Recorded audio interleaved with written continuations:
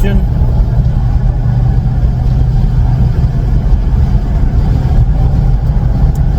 Suspension upgrades. The first one I did, brilliant. It drives beautiful, very smooth, very nice. Compared to before, it was all rocking horsey type. It started getting worse and worse. Does need a wheel alignment though. Since I've done it, definitely could do the wheel alignment. Second upgrade I did, the rocker cover seals. I can drive around without smelling burning oil. Even better. Yeah, the smell of oil burning is not pleasant. Not always, but every now and again you get a great big woof of oil smoke in your nostrils. So yeah, not pleasant. And you're always worried, like, is it ever going to catch fire, all that oil leaking on the exhaust? So no more, that's finished too. Then the rocker upgrade. I don't hear any rattling. It started rattling at idle, more like a tick at idle. That has gone now, completely gone. Because now, instead of all the oil just floating through, it's now keeping the oil pressure down towards the bottom of the rock, below the rockers. And I'm guessing the hydraulic lifters are getting a bit more oil in them, and they've completely quieted down. So I'm glad I didn't replace those as well, because I didn't really need to.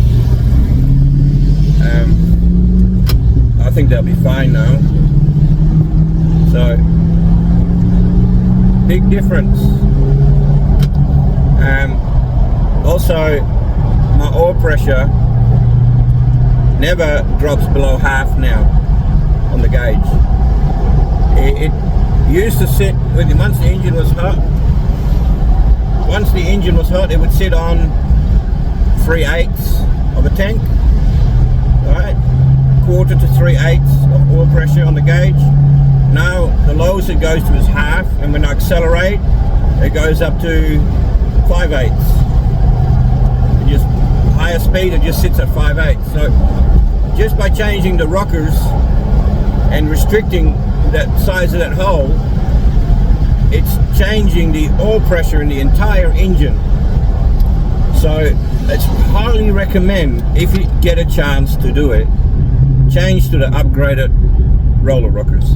100% upgrade if I were you, because this oil pressure is increased throughout the engine, not only not making all that mess in the rocker cover and turning the inside of the rocker cover into a cyclone of oil and oil splashing around. No, it's providing the entire engine with more usable oil pressure.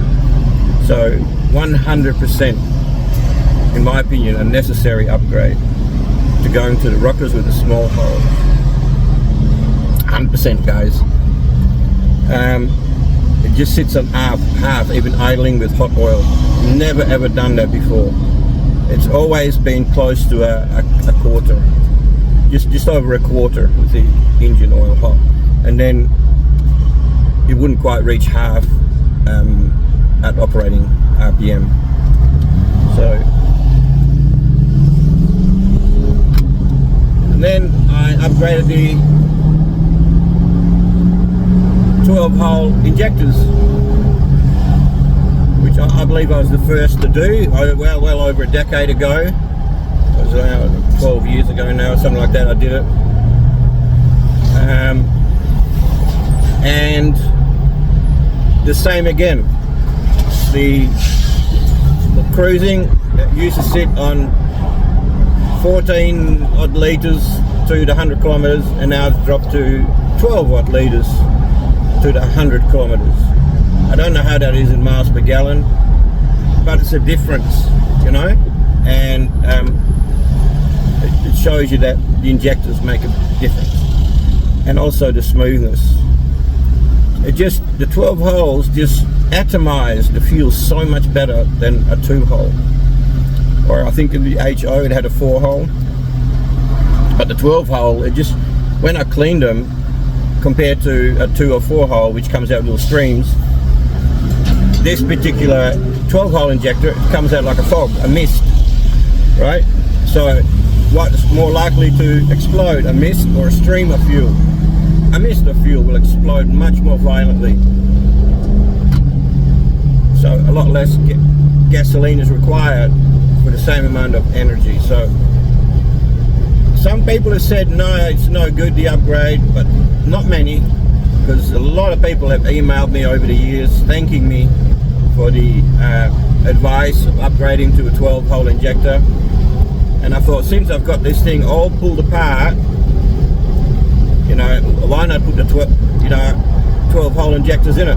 I can't use the 12-hole injectors in the other engine because they're going to be way too small. I'm going to need 1400 cc injectors in there. So I thought I'll just rip them out of the other engine and put them into this one. And because I'm going to use 1400 cc's, because I'm going to use E85. I'm going to run at E85. So I thought might as well put them in this. And again, hugely beneficial. Now it's, yeah, barely reaches, just puddling around. It doesn't even reach 10 litres to 100 kilometres.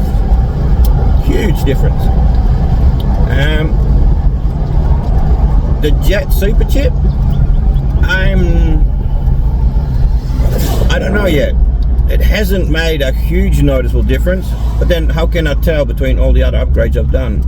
So I will drive it for a while, and then maybe I'll take it off. I'll take the Jet Super Chip off, and then compare that. I'll reset the ECM and take it out, put it back to stock, and then compare if I lose power or whatever it is. So I can't really make a judgment on this Jet Super Chip just yet, but I will in time. I just have to drive it for a bit and then I'll take it out and try again. So, but overall, I'm so happy I did all these repairs.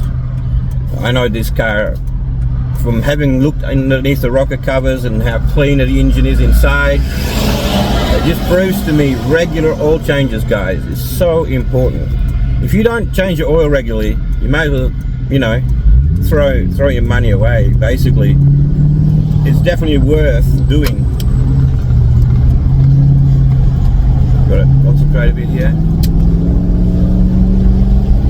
Yeah, this engine at 250,000 is so clean inside.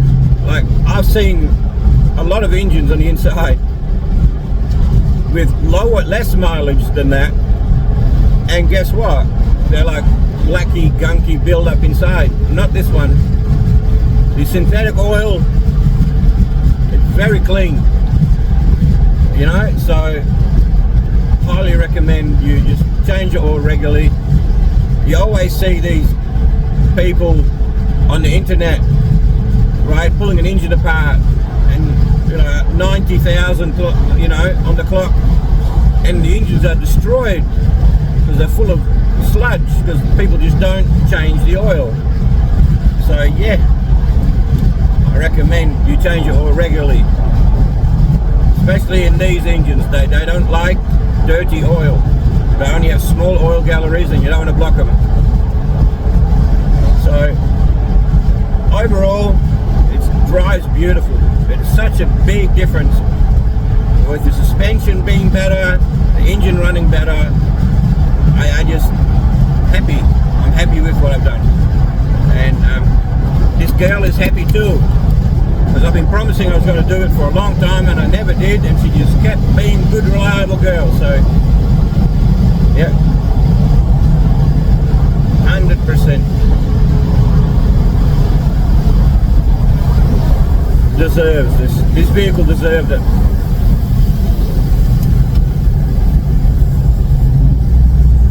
Never really let me down. So yeah, so So anyway, I just thought I'd let you know how everything went. Listen to it purring, and no more stutters at idle either.